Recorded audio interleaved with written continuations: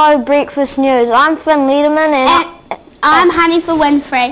In today's stories, a new crime wave is sweeping the country in the form of woolen graffiti. Scientists have invented an invisibility cloak. We helped them find it. And the latest in weather around the country. But first, a story that'll turn your whole world upside down. if you think the world is getting more and more topsy-turvy, it turns out you're right. Builders in Germany have built an upside-down house, and before you think they may have read the plans upside down, they did it on purpose. The wacky abode was built as a tourist attraction as well as being a comment on the state of the world. The house is 23 feet tall and rests on its roof, and it has steel beams in the attic.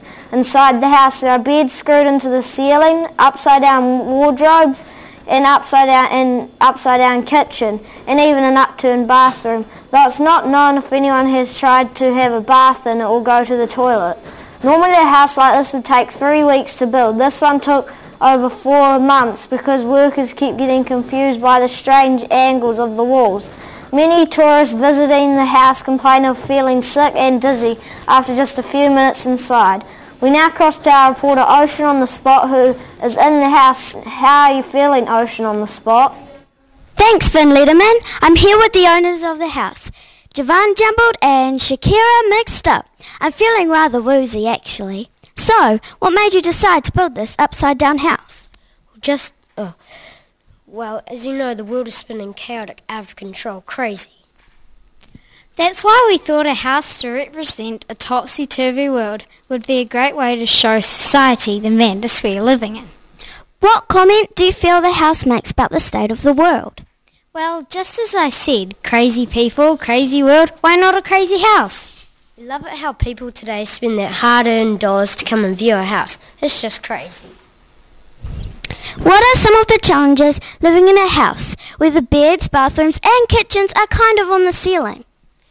Obviously, the greatest problems you will face are in the bathroom. I'm sure you can even appreciate the challenges in such a delicate situation.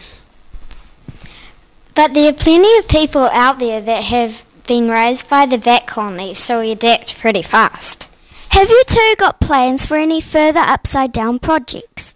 Glad you asked. We're currently putting the final touches on Battsville. It's a completely upside-down town with all the latest facilities and conveniences of any other modern town. Yes, we have had some delays with the isolation of the Olympic-sized pool, but that's all been sorted and we will open up for business in a month's time.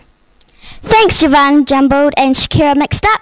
Well, that's all from me right now. Back to you, Honey Far Winfrey in the studio. Thanks, Ocean on the spot. Even watching that makes me feel dizzy and a bit crazy.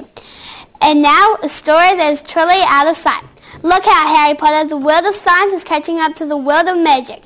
Scientists in Europe have created a 3D invisibility cloak which can hide objects by bending light waves. Using special tiny crystals, all stacked together that look like tiny piles of wood, it has been discovered that light can be controlled in a way that makes objects disappear. People have always dreamed of making themselves invisible, one top scientist says. The possibilities are endless and we are all very excited.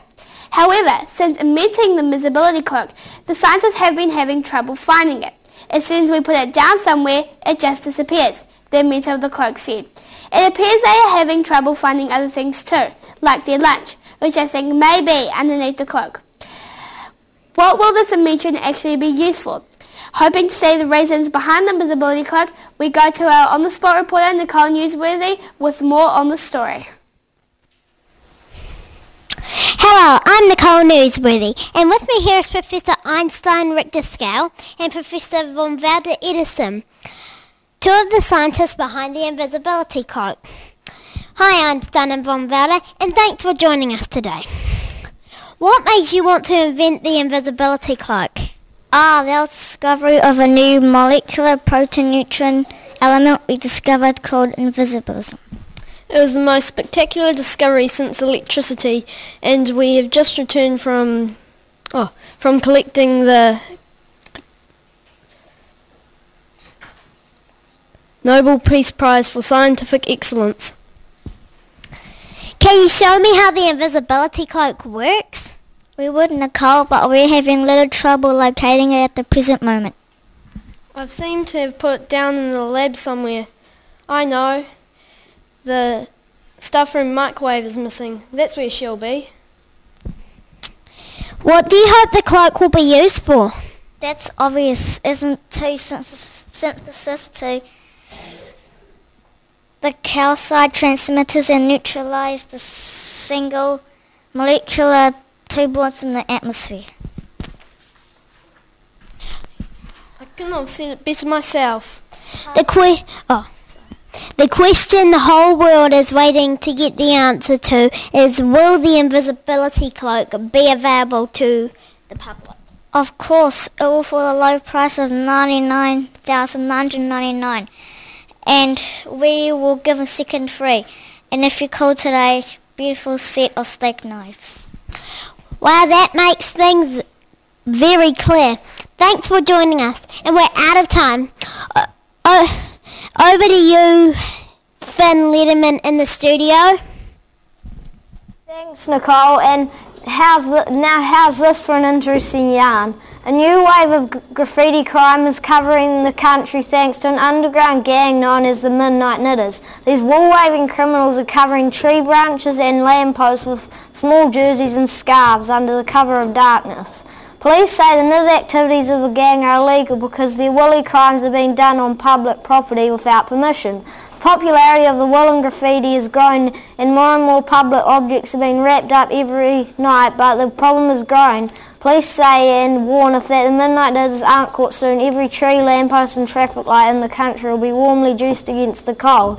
The problem is spinning out of control. They're a close-knit group of dyed-in-the-wool criminals. We are stitching together a case, but it's not seamless. There is no real pattern to the crimes, a police spokesman said today. So far, the criminal knitters have escaped arrest and continue to pull the wool over the eyes of both the public and the police. We go now to a secret location with our investigative reporter, Nick Clive James, who has an exclusive interview with one of the Midnight Knitters gang. Thanks for Lindemann. I'm Nick Clive James, and joining me in this top secret location is a member of Midnight Knitters gang. Hello and thank you for joining us. What led you into the dark underworld of knitted graffiti? For me, it goes back to my childhood.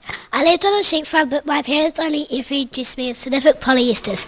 You know the type, the ones that make you sweat in all the wrong places. I had a similar experience, but my parents torture head so lycra all day, every day. I yearn for wool. I'm a Kiwi, I need wool. Do you see yourself as a criminal? Why or why not? I'm a criminal in the eyes of multinational significant producers, but I'm proud of it. I'm an advocate, a woolly advocate. I speak on behalf of all sheep in New Zealand. Apart from trees, lampposts and traffic lights, what else would you like to graffiti with your woolens? Graffiti is a harsh word. I say it's beautifying New Zealand and knitted extravaganza. Yeah, we are showing the world that sheep is king and knitting is the bomb. Yeah, boy. What's the gang secret's move and what is with the disguise? Now that will be telling you. You'll just have to wait and see. Hey, just don't be surprised. The field, the host of the Rugby World Cup may just be getting a little more attention to detail. Go the All Blacks. Go Woolly Knitters. Thanks for your time, Biggie Stitch and Needles from Midnight Knitters gang. We now go over to Ben Rainstorm with the weather update. Thank you, Nick Clive James, and good morning, New Zealand. Let's have a look at your weather today. Starting in the far north, a completely unexpected tropical storm in Kaitaia with some pretty flash flooding and raindrops as big as your head. So if you're outside, wear a hat. Moving down the island, in Auckland there'll be a mix of fair and unfair conditions until lunchtime, but those are the conditions and you'll just have to accept them. An anticyclone meets a tropical cyclone in the Bay Plenty. Will they fight or cancel each other out? Maybe they'll end up as friends. Wait and see. In the Napier and the Hastings, weather will be sometimes changeable and sometimes not. We have really no idea what will be happening there. In the Taranaki, a mild depression brings with a very dull day with no highlights at all. It will be an overcast and gloomy all morning, but things should cheer up in the evening. So don't worry, everything will be fine. Wellington will have another capital day. There will be no wind at all, and the conditions will be so pleasant they'll actually be extreme. In the top of the South Island, Kaikoura would expect to have a good day, meeting friends for lunch, going for a swim, and reading the newspaper, but try and stay indoors as the weather would just be terrible. A real mix for Christchurch, as they will have some unreasonable rainfall, some sensible winds, moderate thunderstorms, and some very angry snow. And in the lower south, Dunedin will be frosty, cold and unfriendly until late morning, when the sun will pop over for a visit. Everybody likes the sun. That's all from me. Remember, if it's raining outside, that's the weather for you. Good night, good morning, New Zealand. Now now back to the news deck with Finn Letterman and Hanifa Winfrey. Thanks, Ben, Rainstorm and Angela. Well, that's all we have time for. We hope you've enjoyed this evening's broadcast. Thank you all for watching, and we'll see you again next time. Until then, I'm Hanifa Winfrey. And I'm Finn Letterman. For Bledisloe Breakfast News, goodbye and inohora.